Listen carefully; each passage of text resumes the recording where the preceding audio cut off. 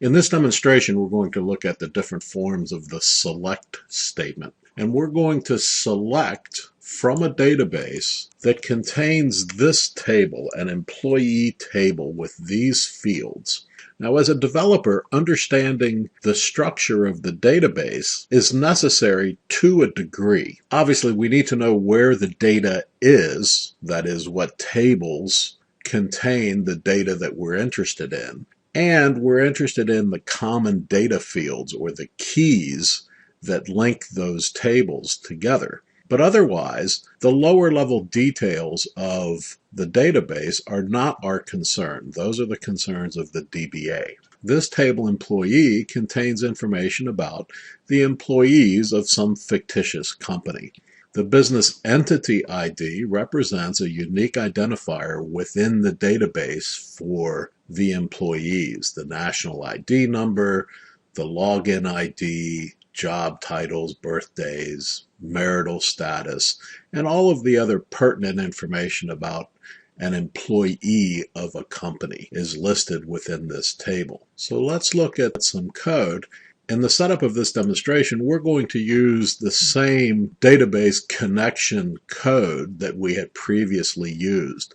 In a subsequent video, we're going to demonstrate how to do this better. But for now, until we cover the necessary material, we're going to continue to use this external PHP file that contains the database connection code. Also, to show the performance impact of the different queries that we're going to be executing against the database server, we've created a timer class.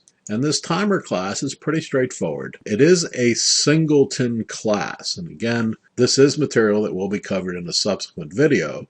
So for now, we're just going to gloss over it. But we've created this timer class that's going to allow us to collect some performance information about the different queries we're going to execute against the database. The class provides an interface to start a timer, to stop the timer, and then to get the elapsed time. So we're going to use that in our code that's driving the queries to measure the performance of the different types of queries we're going to execute. So on line 4 and 5, I include the necessary files. On line 6, just to save a little typing, I've defined a constant for the HTML break command. And then on line 7, I create an object of type timer for use within this code. Line 10 and 11 are SQL Server specific variables necessary for the complete connection to SQL Server. So on line 13, we call the timer start method, and on line 15 we define our query, and in this case we're going to be selecting everything from the employee table. On line 16 we send that query to the database to be executed. The database returns the result set and we assign that result set to our local variable results. Then we stop the timer. On line 20 and 21 is an echo statement that's going to tell us which query we executed, the number of rows returned by the query, and how long it took to execute that query. Then on line 25, we're specifying the columns that we want returned from the query. In this case, we're returning 6 columns from the query. This is going to limit the breadth of the data that we're returning, but not the depth of the data. We're still going to get all of the rows in the table. However, we're not going to get all of the columns. The splat command selects splat from employee, returned all columns and all rows. By limiting the columns returned, that reduces the number of columns, but not the number of rows. And so we time that statement as well. On line 34 through 42,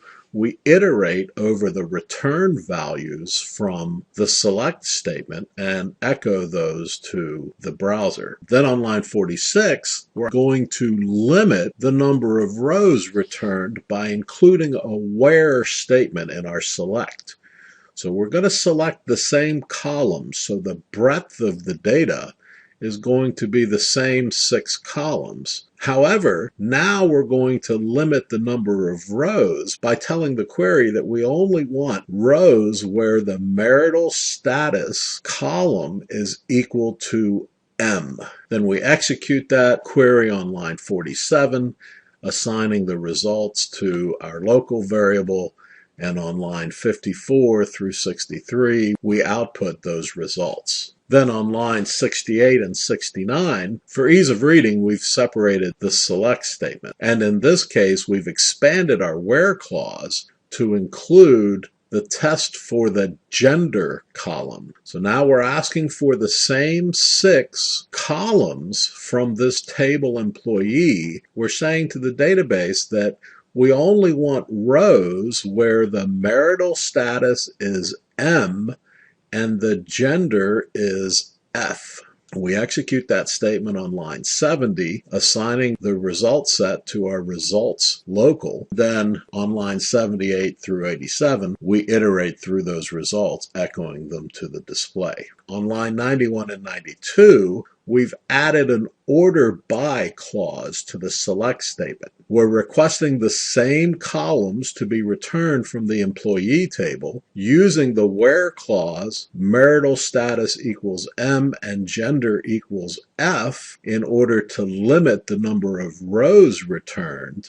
And now we're asking the database server to sort those returned rows by the hire date of those employees. Now notice that we're not asking that hire date be returned as part of the select. Remember that the order by clause does not require that the column on which we're ordering the data be included in the select clause, as in this case where we're using the hire date. And then we iterate through those results on line 101 through 110. On line 114 and 115, again, the same select statement using the same 6 columns to limit the breadth of the output from the employee table. We're using the same where clause where marital status equals M and gender equals F to limit the number of rows. But now we've added another limit. We're saying in addition to returning only rows where the marital status equals M and the gender equals F, now we're saying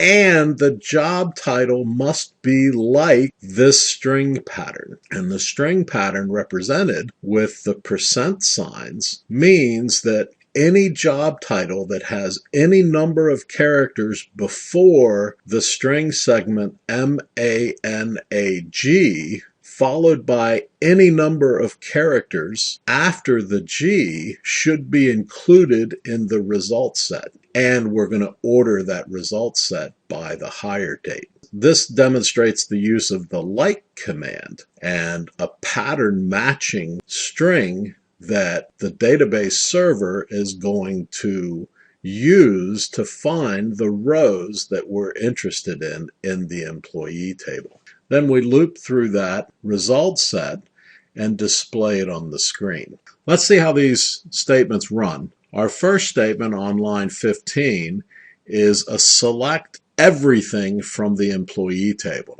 In our execution, in requesting all data from the human resources table, we were returned 290 records. 290 is the total content of the employee table.